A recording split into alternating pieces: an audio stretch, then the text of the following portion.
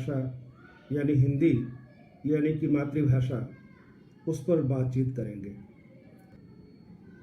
जब आप हिंदी का व्यवहार करते हैं तो उसमें दो बातों का ध्यान में होना आवश्यक है।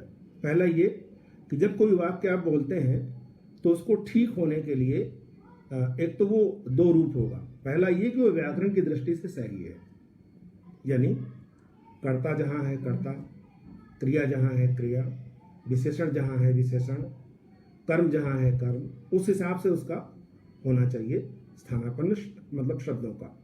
तो एक तो ये कि वो व्याकरण की दृष्टि से सही हो। दूसरी बार आप उसको जांचेंगे कि वो भाव की दृष्टि से भी सही हो। भाव की दृष्टि से सही अगर नहीं तो वाक्य व्याकरण की दृष्टि से भी ठीक होते हुए किसी काम का नहीं होगा। जैसे मैं आपको एक उदाहरण दूं। मान लीजिए आपने कहा कि हिमालय पर्वत कल लंदन की सैर करने गया था।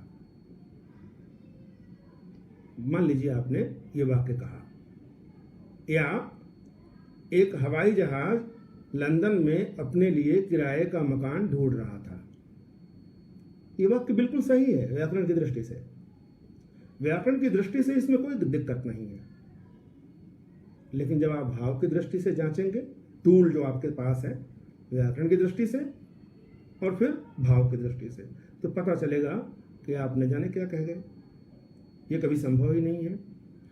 तो इसके लिए आवश्यकता पड़ती है कि आपके पास शब्द भंडार बहुत सारा हो गया, आपके पास सब चीजें जानकारी हो गई, अब वो सही है, तो जो उसका जो टूल है वो है व्याकरण। व्याकरण एक ऐसा टूल है जो भाषा को परखता है।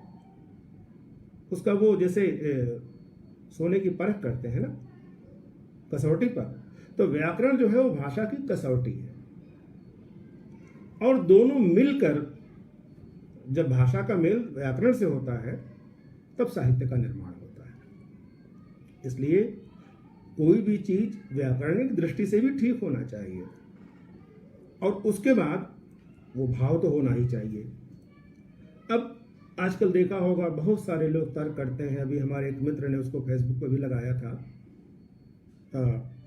एक बड़ा अच्छा सवाल विद्यार्थी करते हैं कि सर जो संबोधन के शब्द होते हैं आखिर वो किस नियम से उसमें अनुस्वार नहीं लगता। अनुस्वार मतलब एक बिंदी लगाते हैं ना आप, जिसे आप अनुस्वार कहते हैं।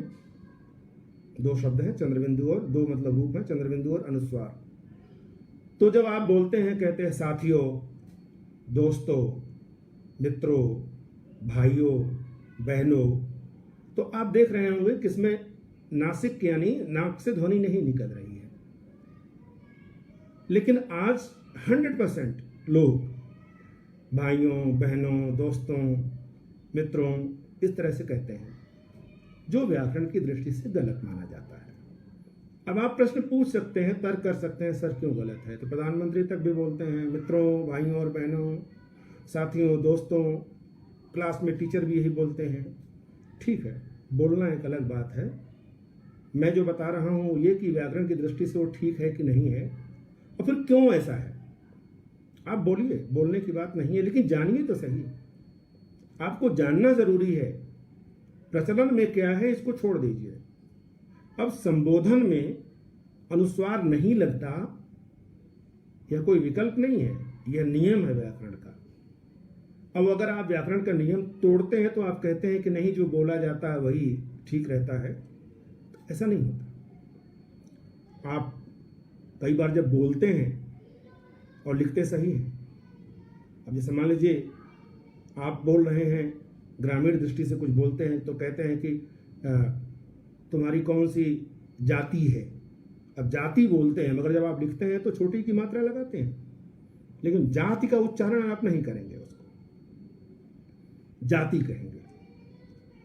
आपने देखा होगा दुकानों पर आजकल लिखा हुआ, दवाई की जगह दवाइयाँ जब बहुवचन बनाते हैं वो इकारांत नहीं छूटता। दवाई तो सोचा कि चलो दवाइयाँ कर देते हैं। तो जितनी भी मेडिकल स्टोर मिलेंगे आप लोग वहाँ देखेंगे यहाँ अंग्रेजी दवाइयाँ मिलती हैं। अब ये दीर्घ कैसे हो गया? आपने सोचा होगा कि जितने भी शब्द इकारांत हैं दीर्घ, दवाई है तो दवाइयाँ कर दें। अब मान लीजिए आप क्लास में पढ़ा रहे हैं, छोटी क्लास के बच्चे हैं और आप पढ़ा रहे हैं, तो उनको कैसे समझाएंगे कि ये कैसे हो जाता है। अब आप कहेंगे सर मेडिकल स्टोर पर पूरे हर जगह लिखा रहता है तो क्या गलत है? हाँ गलत है, वह पेंटर ही तो लिखता है ना। और बताने वाले भी सोचते हैं दवाई तो है ही है, तो हम अपने आप से कैसे हटा दें इसको।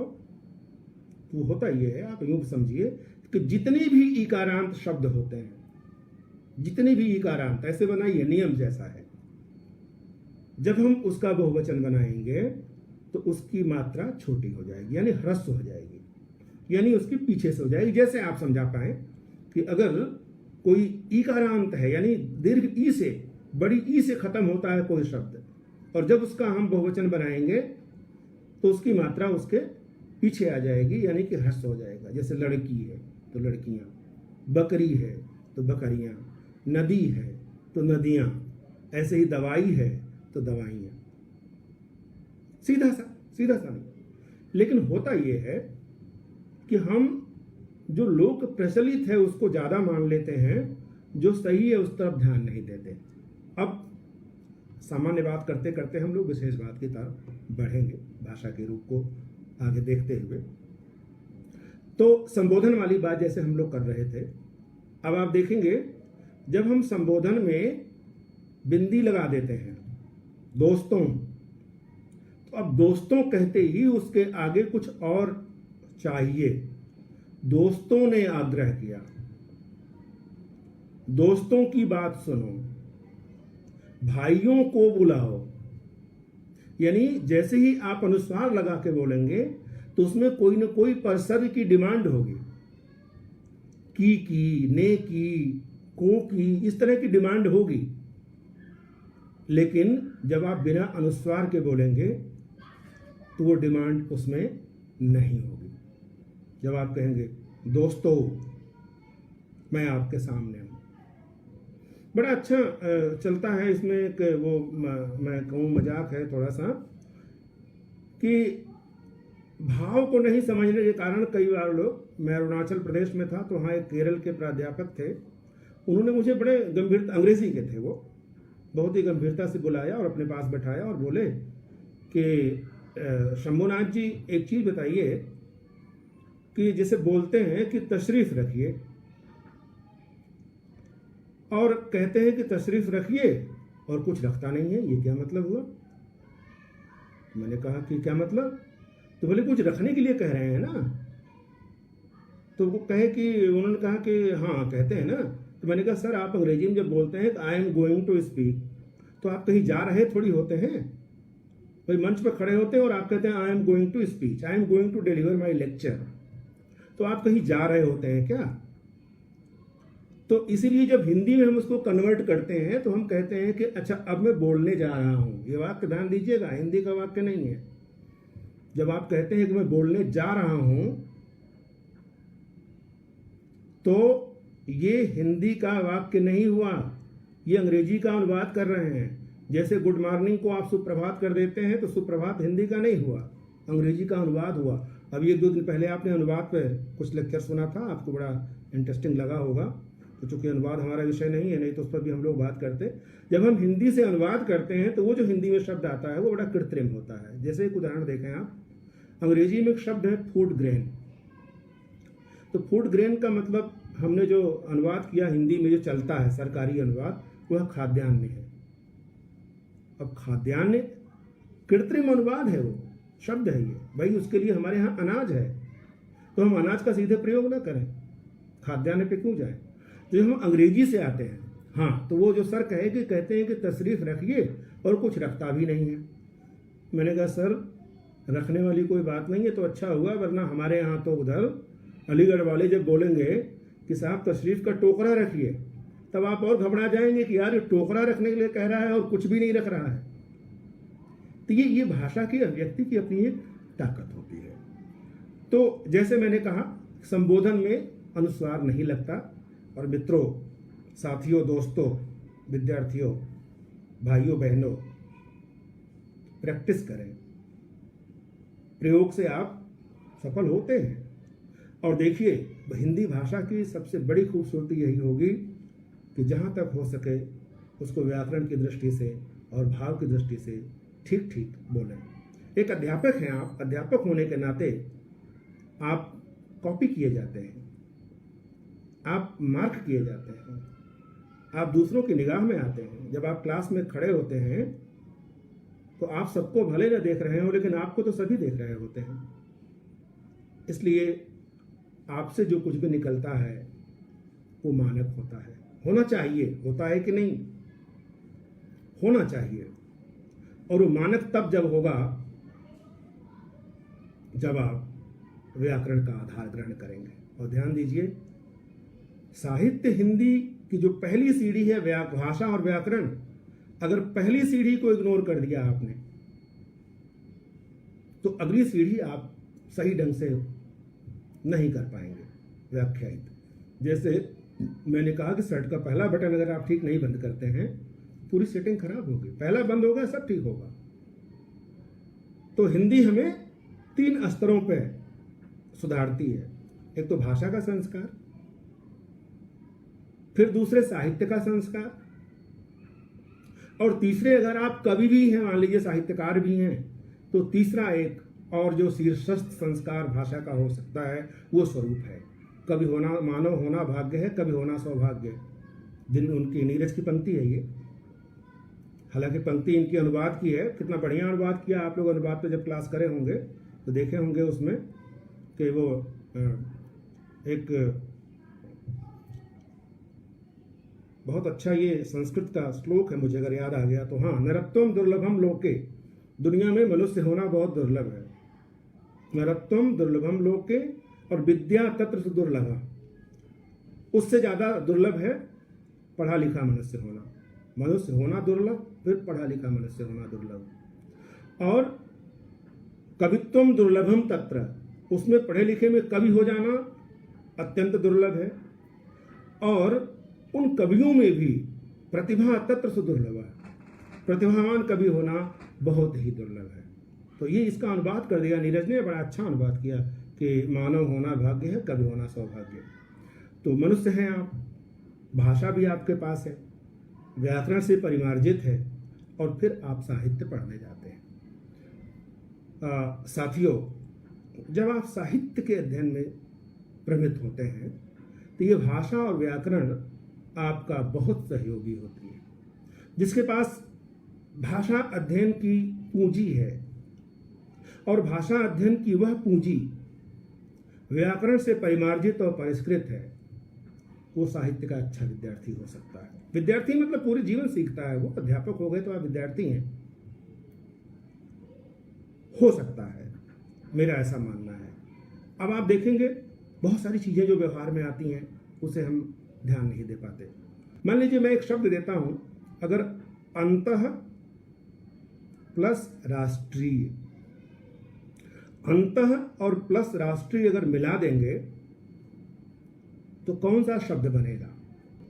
अंतः को राष्ट्रीय के साथ जब मिलाएंगे तो जो शब्द बनेगा वो शब्द क्या बनेगा? प्रयोग में क्या है मैं इसकी बात नहीं करता। अब आप कहेंगे साहब अंतरराष्ट्रीय अशुद्ध लिखा जाता है, अंतरराष्ट्रीय होना चाहिए ये लिखा जाता है। वो तो ठीक है, अंतर और अंतर में भी अंतर है। हमारे आपके बीच में कितना अंतर है और हमारे अंतर मन में क्या हो तो बात समझ में आती है। लेकिन मैं दूसरा इससे अलग करता हूँ। व्याकरण की बात आई है ना, इसलिए अंतः को जब राष्ट्रीय के साथ मिलाएंगे तो जो शब्द बनेगा मैं उसका स्वरूप जानना चाहता हूँ कि हमारे कुछ मित्रों को अगर जानकारी होगी तो मुझे अच्छा लगेगा। बहरहाल, तो व्याकरण हमें वो दृष्टि देता है जो कि भाषा को एक कसे हुए रूप में लाए। अब हिंदी के बारे में आप समझ लें। हिंदी का स्वरूप, जैसे मैंने बहुत सारे शब्द कहे, दुनिया के तमाम भाषाओं के शब्द आए हैं, आ गए, ठीक है। उससे क्या है कि हिंदी का स्वरूप सरल तो हो, इससे किसी को गुरेज नहीं है कि हिंदी का स्वरूप सहज होना चाहिए। आप जो बोले वो कम्युनिकेट होना चाहिए। जैसे मैंने पिछले कहा कि गालिब का शेर कहा कि अगर अपना कहा आप ही समझे तो क्या समझे, मजा तो तब है जब आप कहें एक कहें और दूसरा समझे, आप समझा पाए। वो तभी होगा जब आप सहज होंगे। तो भाषा का स्वरूप सहज होना चाहिए, लेकिन बाजारू नहीं होना चाहिए। हमारे जैसे अखबारों की भाषा कई बार होती है, सहज होना चाहिए, भाषा का रूप सहज हो, पानी की तरह बहता हुआ, जिसमें रवानी हो, जिंदा दिली हो, सरल शब्द हो। जरूरी नहीं है कि उन शब्दों को देखने के लिए आपको डिक्शनरी देखना हो। अब एक छोटा सा मैं एक आपको उदाहरण बताता हूँ। एक संस्कृत के अध्यापक थे, तो सुबह सुबह एक 8-9 साल की बच्ची वो आई गुरुजी को चाय देने। तो गंदी संदी बच्ची थी, ऐसे बिना नहाए वहाए आई थी, बाल वाल इसके उलझे हुए थे। तो उसने चाय रखा, गुरुजी को प्रणाम किया। वो शास्त्री जी संस्कृत के विद्वान थे, उन्होंने उसको 5 रुपए दिया और कहा कि बालिके, ये 5 रुपये ग्रहण करो और कल कायाकल्प से स्नान करके, मुख प्रक्षालन करके, और कल प्रातःकाल आना।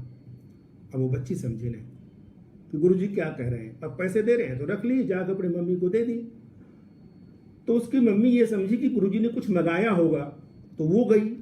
उसने कहा कि शास्त्री जी, वो बच्ची 5 रुपए ले गई है, उससे आपने क्या कहा? तो कहे कि मैंने यही कहा कि बालिके 5 रुपये काढ़ी ग्रहण करो और कायाकल्प से अपना मुख प्रक्षालन करके कल सुबह प्रातःकाल आना। तो वो बोले कि कायाकल्प क्या है?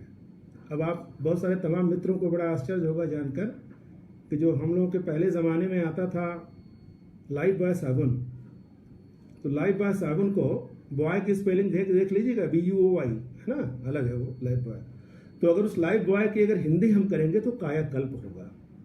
हो सकता है कायाकल्प नाम से भी साबुन आता हो। तो वो कुछ समझी नहीं, वो इतनी भी अच्छी हिंदी करने की आवश्यकता नहीं है।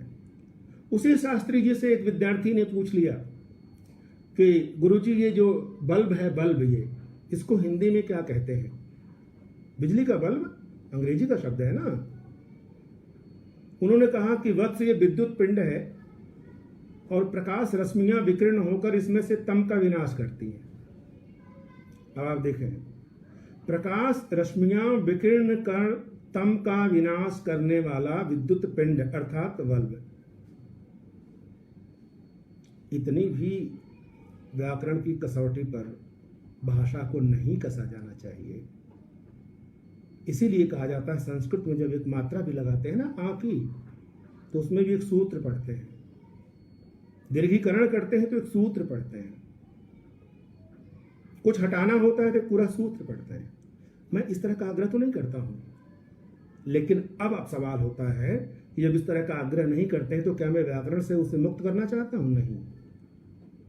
इसीलिए विद्वानों ने हिंदी की मानक वर्तनी तय की है। उस मानक वर्तनी को जो मानक माना गया है, आप उसे स्वीकार करें।